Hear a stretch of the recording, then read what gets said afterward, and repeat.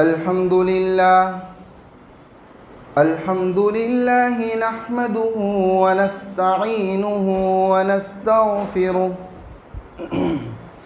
ونؤمن به ونتوكل عليه ونعوذ بالله من شرور أنفسنا ومن سيئات أعمالنا ونعوذ بالله من شرور أنفسنا ومن سيئات أعمالنا ونعوذ بالله من شرور أنفسنا ومن سيئات أعمالنا من يهده الله فلا مضل له ومن يضلله فلا هادي له ونشهد أن لا إله إلا الله وحده لا شريك له ونشهد أن سيدنا ومولانا محمدا عبده ورسوله أما بعد فقد قال النبي صلى الله تعالى عليه وسلم آية المنافق ثلاث إذا حدث كذب وإذا وعد أخلف وإذا اؤتمن خان أو كما قال عليه الصلاة والسلام صدق رسوله النبي الأمي الهاشمي الكريم. بزرگان محترم، نوجوان بھائیوں، آپ حضرات کے سامنے نبی اکرم صلی اللہ تعالی علیہ وسلم کا ایک ارشاد گرامی نقل کیا ہے. دعا فرما دیں اللہ تبارک و تعالی میرے حق میں اور آپ تمام کے حق میں کارآمد اور مفید باتیں کہلوا دیں. جو بھی باتیں کہی جائیں، سنی جائیں، ان تمام باتوں پر ہمیں عامل بنا دے. بزرگوں اور دوستوں، نبی کریم صلی اللہ تعالی علیہ وسلم نے جو تعلیمات ہمیں دی ہیں، آپ صلی اللہ تعالی علیہ وسلم کی تعلیم کے بعد، آپ صلی اللہ تعالی علیہ وسلم کے سکھا جانے کے بعد اب ہمیں کسی اور در پر جا کر سیکھنے کی ضرورت نہیں ہے. آپ صلی اللہ تعالی علیہ وسلم کی شریعت کے پرچم کے نیچے آنے کے بعد اب کسی اور پرچم کے نیچے اور کسی مذہب کے سامنے جا کر ہمیں دامن پھیلانے کی ضرورت نہیں ہے. اللہ کے نبی صلی اللہ تعالی علیہ وسلم نے ہمیں موت تک اور جنت میں جانے تک کی تعلیمات دے دی ہیں، اور آپ صلی اللہ تعالی علیہ وسلم کی شریعت محمدیہ، امت محمدیہ کامل ہے. اللہ تبارک و تعالی نے اس امت کو کامل بنایا ہے، اس دین کو کامل بنایا ہے. آپ صلی اللہ تعالی علیہ وسلم نے منافق کی 3 علامتوں کا تذکرہ کیا ہے.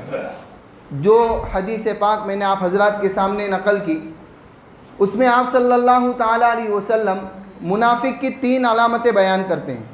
منافق کس کو کہتے ہیں؟ جو شخص باہر سے اسلام کو ظاہر کرے، اپنے لباس سے، اپنی گفتار سے، اپنے کردار سے، اپنے اخلاق سے، اپنے اٹھنے بیٹھنے سے مسلمان ظاہر کر رہا ہے، اور دل کے اندر ایمان کی اور اسلام کی دشمنی بھرے ہوئے، قلب کے اندر کفر بھرا ہوا ہے. ایسے شخص کو کہتے ہیں یہ آدمی منافق ہے.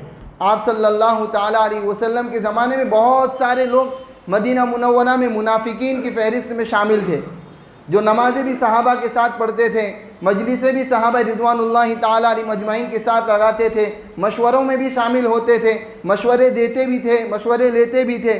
لیکن جب عمل کی بات آتی، جب ایمان کی بات آتی، تو وہ اپنے گروہ میں جا کر، اپنے سرکل میں جا کر، اپنے دوست احباب میں جا کر مذاق اڑایا کرتے تھے کہ ہم نے آج مسلمانوں کو چکمہ دے دیا.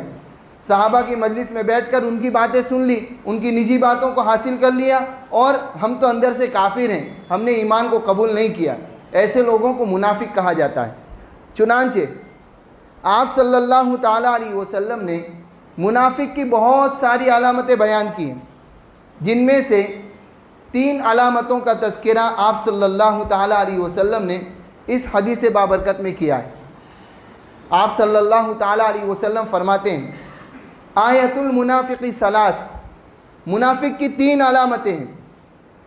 اذا حدث کذب، جب بھی بات کرے جھوٹ بولے، جھوٹ کا پلندہ اس کی زبان پہ رکھا ہوا ہے، جھوٹ اس کے لب سے ٹپک رہا ہے، جب بھی بات کرتا ہے جھوٹی باتیں کرتا ہے۔ اذا حدث کذب واذا وعد اخلف، جب وعدہ کرے تو وعدہ خلافی کرے، کسی سے کوئی پرومس لے لیا، کسی سے کوئی وعدہ کر لیا، اس کی وعدہ خلافی کر رہا ہے، خلاف ورزی کر رہا ہے، یہ بھی منافق کی علامت۔ تیسری علامت وَإِذَا اؤْتُمِنَ خَانَ، جب اس کے پاس کوئی بات کوئی چیز امانت رکھی جائے تو وہ امانت میں خیانت کرنے والا ہو، جب بات کرے تو جھوٹ بولے، جب وعدہ کرے تو وعدہ خلافی کرے، جب اس کے پاس امانت رکھی جائے، کوئی چیز اس کی ذمہ داری میں سونپی جائے، کوئی چیز اس کی حفاظت میں رکھی جائے تو وہ اس چیز کے اندر خیانت کر بیٹھے، اپنی ذمہ داری کو صحیح طریقے سے ادا نہیں کرتا۔ یہ 3 علامتوں میں سے کوئی علامت اگر کسی مسلمان کے اندر پائی جا رہی ہے تو وہ منافقوں والا عمل کر رہا ہے۔ میرا اور آپ کا حال یہ ہے کہ ہم نے اسلام کو اور شریعت مطہرہ کو محدود کر رکھا ہے۔ ہم سمجھ رہے ہیں روزہ رکھ لیا، نمازیں پڑھ لی، اللہ نے مال دے دیا، زکوٰۃ ادا کر دی، اور مال دے دیا، حج کرنے چلے گئے، عمرہ کرنے چلے گئے، اسی کا نام دین ہے، اسی کا نام مذہب ہے۔ نہیں، اس کے علاوہ اللہ تبارک و تعالیٰ کا دین بہت وسیع ہے۔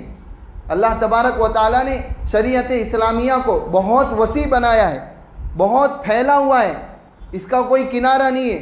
ہر بات کے اندر، ہر چیز کے اندر ہمیں اس بات کا خیال رکھنا ہے کہ میری شریعت مجھے اس کام کے کرنے کی اجازت دیتی ہے یا نہیں دیتی۔ آپ صلی اللہ تعالیٰ علیہ وسلم نے پہلی بات فرمائی اذا حدث کذب، جب بات کرے تو جھوٹ بولے۔ اب جھوٹ کو شیطان نے ایک نیا نام دے دیا ہے، بہانہ۔ شیطان نے جھوٹ کا نام اپڈیٹ مار دیا ہے، اس کو کر دیا ہے کہ بہانہ کر رہا ہے۔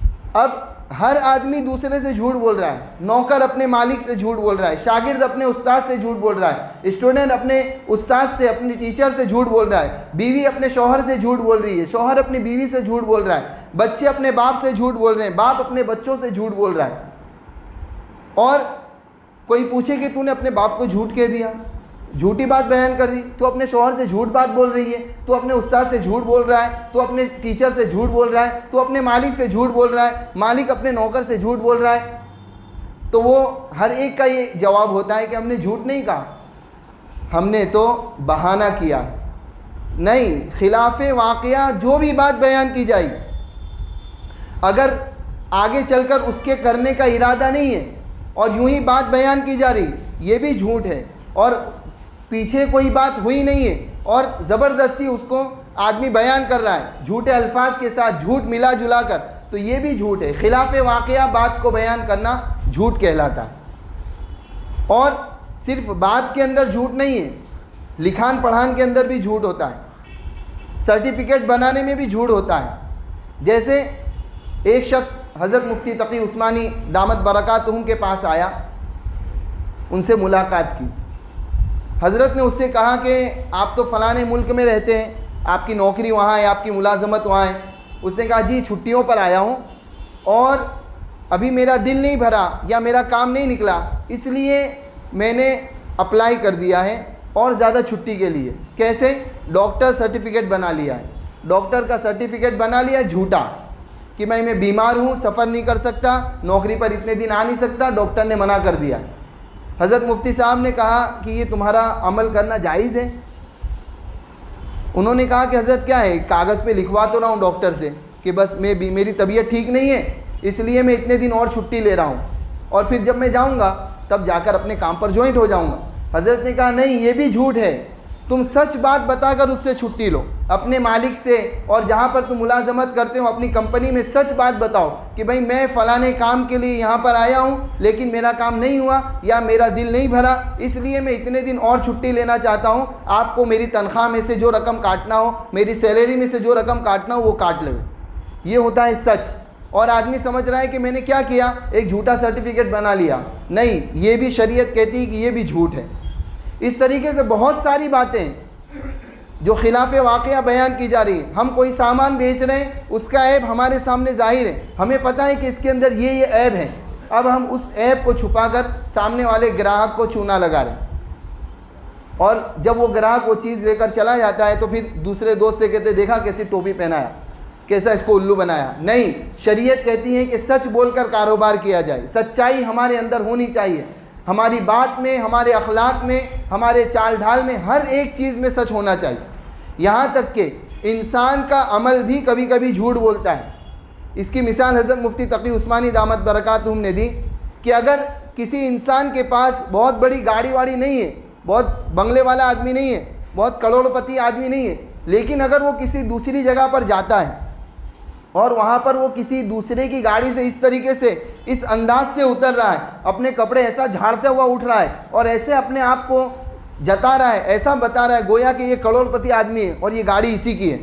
ہوتا ہے بعض مرتبہ آدمی کہیں پر دوسری جگہ پر جاتا ہے تو یہاں پر تو وہ سائیکل پر گھومتا ہے، یہاں پر ٹوٹی پوٹی گاڑی پر گھومتا ہے، پنچر ہو جائے تو گاڑی بنانے کے پیسے نہیں، پنچر بنانے کے پیسے نہیں، لیکن جب دوسرے علاقے میں جاتا ہے، جب دوسری جگہ پر جاتا ہے تو ایسی ٹھاٹ باٹ کے ساتھ اترتا ہے گویا اس سے مالدار کوئی آدمی اس کے علاقے میں ہوگا نہیں۔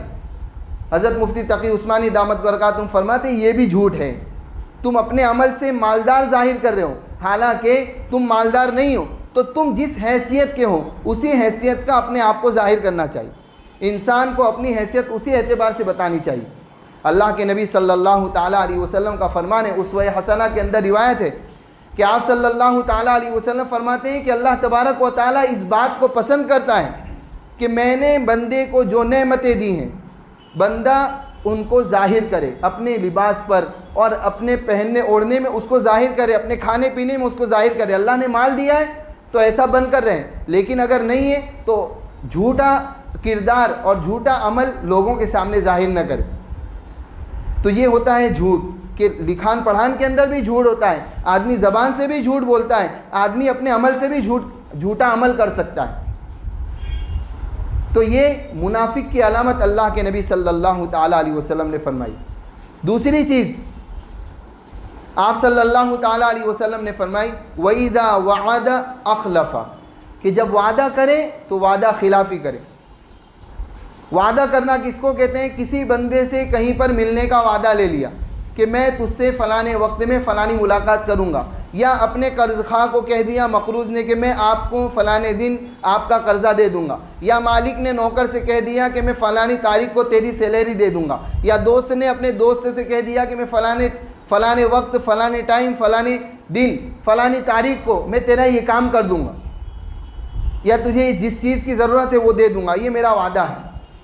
یہ وعدہ کر لیا تو اب مسلمان بندے پر ضروری ہو جاتا ہے، لازم ہو جاتا ہے کہ وہ اپنے وعدے کو پورا کرے، اور اگر وعدے کی تاریخ سے پہلے اس کو ایسا محسوس ہو رہا ہے کہ میری حالت ایسی نہیں ہے کہ میں اپنا وعدہ پورا کر سکوں، میرے پاس پیسوں کا انتظام نہیں ہوا، یا مجھے وقت نہیں ملنے والا ہے، یا مجھے دوسرے امور پیش آ گئے، دوسرے کام پیش آ گئے، تو پھر وہ سامنے والے کو فون کر کے اطلاع کر دے جس سے وعدہ کیا ہے کہ بھائی شرعی عذر ہے یا ایسا عذر ہے جس کی وجہ سے میں تیرا کام نہیں کر سکتا، تیرا وعدہ پورا نہیں کر سکتا، اس لیے میں فلانی تاریخ کا وعدہ لیتا ہوں۔ اس طریقے سے تاریخ آ گئی، بندہ اپنے انتظار میں کھڑا ہے کہ میرے سے فلانے صاحب نے وعدہ کیا تھا، فلانے حاجی صاحب نے، فلانے حافظ صاحب نے، فلانے دکاندار نے، فلانے مالک نے، فلانے سیٹھ صاحب نے کہ میں فلانی تاریخ کو تیرے یہ کام کر دوں گا، اور وہ انتظار میں بیٹھا ہے، اپنے بیوی بچوں کو دلاسا دے رہا ہے، اپنے دوست احباب کو دلاسا دے رہا ہے کہ چلنے پرسوں کے دن تیرا پیسہ مل جائے گا، فلانے سیٹ مجھے پیسہ دینے والے ہیں، میرا قرضہ ان کے اوپر ہے، وہ مجھے دیں گے، میں تجھے دے دوں گا۔ اب یہ وعدے پہ وعدے کر رہا ہے، دوسری جگہ ڈھنڈورا پیٹ رہا ہے، اور ہماری نیت پیسے دینے کی نہیں ہے۔ تو یہ منافق کی علامت اللہ کے نبی صلی اللہ تعالیٰ علیہ وسلم نے فرمائی کہ جب بھی وعدہ کرتا ہے وعدہ پورا ہی نہیں کرتا۔ لوگوں کے اندر مشہور ہو گیا کہ اس کے وعدے کا کوئی اعتبار نہیں، اس کی قسم کا کوئی اعتبار نہیں، اس کی زبان کا کوئی اعتبار نہیں، اس کے اخلاق کا کوئی اعتبار نہیں، وہ جو بولتا ہے وہ پورا نہیں کر رہا۔ تو آپ صلی اللہ تعالیٰ علیہ وسلم نے ہمیں دنیا میں جینے کا اور دنیا میں لوگوں کے ساتھ سماج میں رہنے کا طریقہ سکھلایا ہے۔ وعدہ کریں تو وعدہ پورا کرنے کی صلاحیت ہمارے اندر ہونی چاہیے۔ حضرت عمر رضی اللہ تعالیٰ عنہ کے پاس ایک شخص آیا، اس نے حضرت عمر رضی اللہ تعالیٰ عنہ سے کہا کہ فلاں آدمی بہت گڈ آدمی ہے، ایک دم بہترین آدمی ہے، بہت اچھا آدمی ہے، عبادات کے اعتبار سے بہت اچھا ہے۔ حضرت عمر رضی اللہ تعالیٰ عنہ نے جانچنے کے 2 طریقے بتائے۔ حضرت عمر رضی اللہ تعالیٰ عنہ نے پوچھا کیا تم نے کبھی اس کے ساتھ سفر کیا ہے؟ تو اس نے کہا سفر نہیں کیا۔ کیا کبھی تمہارا ان کے ساتھ معاملہ ہوا ہے، لین دین کا معاملہ ہوا ہے، کاروباری لائن سے پیسوں کا لین دین، سامان کا لین دین؟ اس شخص نے کہا نہیں، میرا اس سے کبھی کوئی لین دین نہیں ہوا، لیکن وہ آدمی بہت گڈ ہے، وہ آدمی بہت اچھا ہے۔ حضرت عمر رضی اللہ تعالیٰ عنہ نے کہا کہ تم نے ابھی اس آدمی کو نہیں پہچانا۔ کیوں؟ آدمی پہچانا جاتا ہے سفر کے اندر، اور آدمی پہچانا جاتا ہے معاملات کے اندر۔ آدمی پہلی صف کا مصلی ہے، ہمیشہ نماز پابندی سے پڑھ رہا ہے اور اللہ رسول کی باتیں برابر کر رہا ہے، لوگ ایسا سمجھ رہے ہیں کہ اس سے بڑا ایماندار کوئی نہیں، اوہو اس کے روزانہ اتنے پارے ختم کرنے کی ترتیب ہے، اتنی تسبیح پوری نہیں کرتا تب تک یہ جگہ سے نہیں اٹھتا، اور ایسے عمل کرتا ہے، تہجد کبھی اس کی نہیں جاتی، سنت موقدہ تو دور کی بات سنت غیر موقدہ کبھی نہیں چھوڑتا، جماعت تو فرائض تو دور کی بات جماعت کبھی نہیں چھوڑتا، تکبیر اولیٰ کبھی نہیں چھوڑتی۔ یہ سب باتیں ایک طرف، یہ سب چیزیں ہم تسلیم کرتے ہیں کہ بہت اچھا ہے، لیکن معاملات میں کیسا ہے؟ کہیں یہ جھوٹ تو نہیں بول رہا، کہیں یہ وعدہ خلافی تو نہیں کر رہا، کہیں امانت میں خیانت تو نہیں کر رہا؟ اگر یہ چیزیں اس کے اندر ہیں تو یہ کامل ایمان والا نہیں ہے۔ ایمان اسی وقت کامل ہوگا جب معاملات کے اندر بھی آدمی پکا ہو اور آدمی ہر اعتبار سے صحیح اور درست ہو، تب جا کر کہا جائے گا کہ یہ کامل ایمان والا ہے، ورنہ اس کے اندر منافق کی علامتیں پائی جا رہی۔ اللہ کے نبی صلی اللہ تعالیٰ علیہ وسلم کا جو فرمان میں نے آپ حضرات کے سامنے نقل کیا، اس میں آگے یہی باتیں ہیں کہ اگرچہ وہ نمازیں پڑھتا ہوں، اگرچہ وہ روزے رکھتا ہوں، لیکن اگر اس کے اندر یہ 3 علامتیں ہیں کہ جب وہ بات کرتا ہے تو جھوٹ بولتا ہے، جب وعدہ کرتا ہے تو وعدہ خلافی کرتا ہے، جب امانت رکھی جاتی ہے تو امانت میں خیانت کرتا ہے، تو یہ آدمی کامل ایمان والا نہیں۔ تو وعدہ خلافی یہ بھی منافق کی علامت ہے۔ وعدے کو پورا کرنے کی صلاحیت ہو تبھی ہمیں سامنے والے سے وعدہ کرنا چاہیے، ورنہ وعدہ کے الفاظ استعمال نہیں کرنا چاہیے۔ بس کہہ دینا چاہیے کہ بھائی دیکھتا ہوں فلانی تاریخ تک انشاءاللہ انتظام ہو جاتا ہے تو میں تجھے دے دوں گا، یا یہ کام تیرا میں انشاءاللہ اگر مجھے وقت ملا تو میں کر لوں گا۔ وعدہ نہیں کرتا، وعدہ کر لیا تو وعدہ پورا کرنا پڑے گا۔ صحابہ اکرام رضوان اللہ تعالیٰ علیہم اجمعین کے واقعات بھرے پڑے ہیں، کیسے وعدہ کو پورا کیا ہے۔ حضرت حذیفہ بن یمان رضی اللہ تعالیٰ عنہما، یہ باپ بیٹے دونوں صحابی مکہ مکرمہ سے مدینہ کی طرف ہجرت کر رہے ہیں آپ صلی اللہ تعالیٰ علیہ وسلم سے ملاقات کے لیے، اور غزوہ بدر کا موقع ہے۔ ابو جہل اور اس کی ٹیم مکہ سے نکلی ہوئی ہے جہاد کرنے کے لیے، ان سے ملاقات ہو گئی۔ ابو جہل نے پوچھا کہاں جا رہے ہو؟ حذیفہ بن یمان رضی اللہ تعالیٰ عنہ نے فرمایا کہ مدینہ منورہ جا رہے ہیں آپ صلی اللہ تعالیٰ علیہ وسلم سے ملاقات کے لیے۔ ابو جہل نے کہا تم جا کر تو پھر لڑائی میں شامل ہو جاؤ گے، ہمارے مقابلے میں کھڑے ہو جاؤ گے، تم مکہ کے رہنے والے ہو، وہاں پر جا کر تم اس کی ٹیم سے لڑو گے، ان کی طرف سے تم ہمارا مقابلہ کرو گے۔ تو ان لوگوں نے وعدہ کر لیا کہ ہم صرف ملاقات کرنے جا رہے ہیں، ہمارا لڑائی کا ارادہ نہیں ہے، ہم لڑائی نہیں کریں گے، وعدہ کر لیا۔ آپ صلی اللہ تعالیٰ علیہ وسلم کے پاس پہنچے۔ قصہ مختصر یہ کہ آپ صلی اللہ تعالیٰ علیہ وسلم سے ملاقات ہوئی، اور آپ صلی اللہ تعالیٰ علیہ وسلم نے بتایا کہ بدری کی تیاری ہو رہی ہے، جنگ کا ارادہ ہے، دفاعی جنگ ہے، یعنی کفار آ رہے ہیں، مدینہ منورہ والوں کو لڑنا ہے، اور لڑنے کا کوئی انتظام نہیں ہے، چند تلواریں ہیں، چند گھوڑے ہیں، چند اونٹ ہیں، باقی کے ہاتھ میں لاٹھی ڈنڈے ہیں، کوئی تیاری نہیں ہے۔ اور ایسے موقع پر افراد کی ضرورت ہوتی ہے، 313 افراد تھے، اس کے علاوہ کوئی نہیں، اور جنگی سامان بھی مختصر سا۔ چنانچہ حضرت حذیفہ رضی اللہ تعالیٰ عنہ، حضرت یمان رضی اللہ تعالیٰ عنہ، دونوں نے آپ صلی اللہ تعالیٰ علیہ وسلم سے درخواست کی کہ اللہ کے نبی ہم بھی شامل ہونا چاہتے ہیں، لیکن وہ واقعہ بتا چکے تھے کہ ہم نے ابو جہل سے ملاقات ہوئی تو ہم نے ایسی باتیں بیان کی تھی۔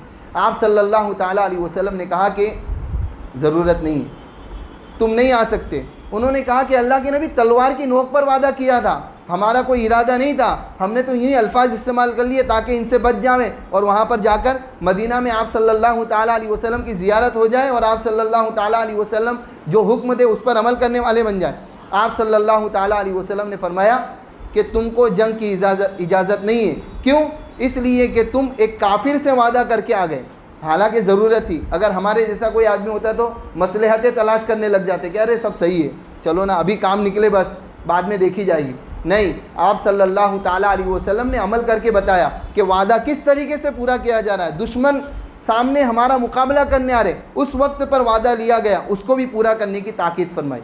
اور تیسری چیز آپ صلی اللہ تعالیٰ علیہ وسلم نے فرمائی وَإِذَا اؤْتُمِنَ خَانَ, کہ منافق کی علامت یہ ہے کہ جب اس کے پاس امانت رکھی جائے تو وہ امانت کے اندر خیانت کرے. یہ کیا ہے؟ منافق کی علامت ہے. اور امانت صرف یہ نہیں ہے کہ کسی نے پیسے دے دیے, ہم نے اس کو حفاظت سے اپنے لاکر کے اندر رکھ دیا, اپنے گلے کے اندر رکھ دیا, اپنے الگ پاکٹ بنا کر رکھ دیا کہ فلاں صاحب کے پیسے ہیں, وہ 1 مہینے کے بعد لینے آئیں گے تو مجھے اس کو دینا ہے. یہ تو ہے ہی امانت. اس کے علاوہ بہت ساری چیزیں ہیں جن کو ہم امانت نہیں سمجھتے. مثال دے کر بات کو مکمل کروں. مثال کے طور پر اگر ہماری پارکنگ میں کسی نے گاڑی رکھی, یہ عام ماحول ہے کہ بھائی کسی کے پاس گاڑی رکھنے کی جگہ نہیں ہے تو وہ سوچتا ہے کہ میرا فلانا دوست ہے, میرا فلانا رشتہ دار ہے, میرا پارٹنر ہے, چلو اس کی دکان پہ اس کی پارکنگ میں چل کر میں گاڑی رکھ دیتا ہوں تاکہ میری گاڑی محفوظ رہے. آدمی کی نیت ہوتی ہے کہ میری گاڑی محفوظ رہے, میرا سامان محفوظ رہے, اس لیے وہ دوست کے یہاں گاڑی رکھ رہا ہے. پارکنگ میں گاڑی رکھ دی, اب اس کے بعد دوست کو چابی دے دی کہ بھائی ایک چابی تیرے پاس ایک چابی میرے پاس, کبھی ہٹانا کرنا ہو تو ہٹا دینا تاکہ کسی اور کو تکلیف نہ ہو میری گاڑی رکھنے کی وجہ سے. گاڑی رکھ کے بندہ چلا گیا, جہاں پر جانا ہے اس کو اپنی منزل کی طرف روانہ ہو گیا, سفر پر چلا گیا وغیرہ وغیرہ. اب یہ دوست اس کی گاڑی میں دے گھما پہ گھما, کہاں جانا ہے؟ چلو 4 ویلر اپنے پاس ہے, دوستار کی رکھی ہوئی ہے, یہاں جانا ہے, چلو ہوٹل جانا ہے, نکالی گاڑی چل دی ہے. 2 ویلر رکھی ہوئی ہے, سارے صورت میں لے کر گھوم رہے. اور کوئی کہے کہ بھائی تو نے یہ گاڑی کب خریدی؟ دوستان کی, اپنے کو دیا ہے. وہ دیا نہیں ہے, وہ امانت کے طور پر رکھ کر گیا. وہ اس لیے رکھ کر گیا تاکہ اس کی گاڑی کی حفاظت رہے, اس کی گاڑی محفوظ رہے, اس کا سامان محفوظ رہے. تم سارے عالم میں لے کر گھوم رہے ہو, یہ ہمارے لیے جائز نہیں ہے, یہ امانت میں خیانت ہے. یہ عاریت کے طور پر لینا, مثال کے طور پر کسی سے کوئی سامان لے لیا عاریت کے طور پر کہ بھائی یہ سامان تیرا دینا, میرے پاس نہیں ہے. اب استعمال جتنی دیر کی اجازت لی ہے اتنی دیر استعمال کر کے اس کو واپس دینا ہمارے اوپر لازم ہے. اگر اس سے زائد استعمال کر رہے ہیں, اس سے زیادہ دور ہم اس کی گاڑی کو لے کر جا رہے ہیں تو ہم کو فون کر کے اس کو بتانا پڑے گا کہ بھائی میں نے تجھ سے بھاگل تک کی اجازت لیا تھا لیکن میرا کام بھاگل پر نہیں ہوا تو مجھے اور سورت اسٹیشن تک جانا ہے یا مجھے فلانی جگہ تک اور بڑھنا پڑے گا. میں نے چوک بازار تک تیری گاڑی لی تھی لیکن میرا کام پورا نہیں ہوا تو میں راندیر جا کر آتا ہوں. اس کو اجازت اس سے لینا پڑے گا, اس کو اطلاع دینی پڑے گی. یہ ہے معاملات, اور یہ شریعت ہم کو سکھا دی ہے کہ کس طریقے سے زندگی گزارنا ہے. اگر ہم اس طریقے سے زندگی گزار رہے ہیں تو ہم کامل ایمان والے ہیں کہ ہم باتیں کرتے ہیں تو سچ بولتے ہیں, امانت رکھی جاتی ہے تو خیانت نہیں کرتے ہیں, اور وعدہ کرتے ہیں تو وعدہ پورا کرتے ہیں. اگر یہ چیزیں ہمارے اندر ہیں, ہمارے اندر پیدا کرنا ہی پڑے گا, تب جا کر ہم ایمان والے, پکے ایمان والے کہلائیں. اگر ان چیزوں کے اندر کمی پائی جاتی ہے تو ہمیں اللہ سے توبہ کرنے کی ضرورت ہے, اللہ کو منانے کی ضرورت ہے, اور اپنے اخلاق کو, اپنی عادتوں کو بنانے کی ضرورت ہے. اللہ تبارک و تعالی کئی سنی باتوں پر عمل کی توفیق نصیب فرمائے. آمین. وآخر دعوانا الحمدللہ رب العالمین.